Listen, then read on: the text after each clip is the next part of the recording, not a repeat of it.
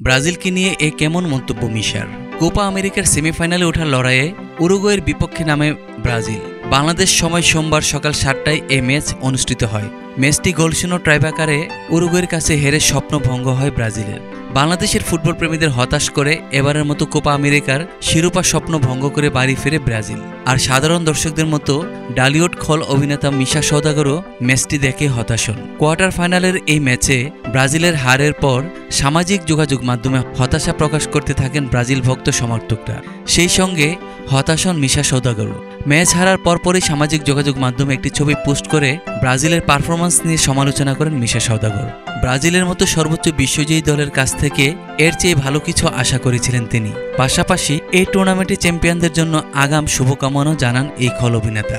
রোববার সকালে ব্রাজিল উরুগুয়ের ম্যাচ শেষে এক ফেসবুক পোস্টে মিশা লেখেন, আমি ব্রাজিলের সমর্থক, কিন্তু আজকের ব্রাজিল যেভাবে খেললো বা গোটা টুর্নামেন্টে যেই খেলা দিয়েছে সেটি দিয়ে আর যাই হোক কোপা আমেরিকার চ্যাম্পিয়ন হওয়া যায় না।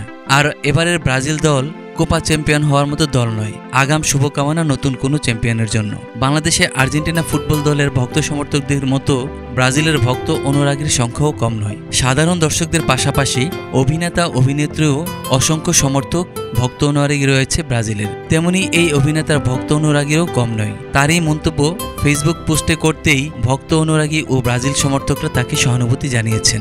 উল্লেখ্য, বর্তমানে ডালিউড খল অভিনেতা মিশা সওদাগর বাংলাদেশ শিল্পী সমিতির সভাপতির দায়িত্ব পালন করছেন। ছোটবেলা থেকে খেলাধুলার প্রতি দুর্বল ছিলেন তিনি।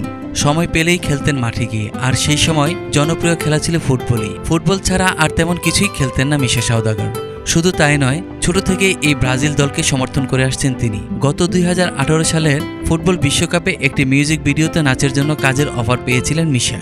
মিউজিক ভিডিওটি ব্রাজিল সমর্থকদের জন্য নির্মিত হবে বলে সেই ভিডিওতে কাজের জন্য কোনো পারিশ্রমিকও নেননি তিনি।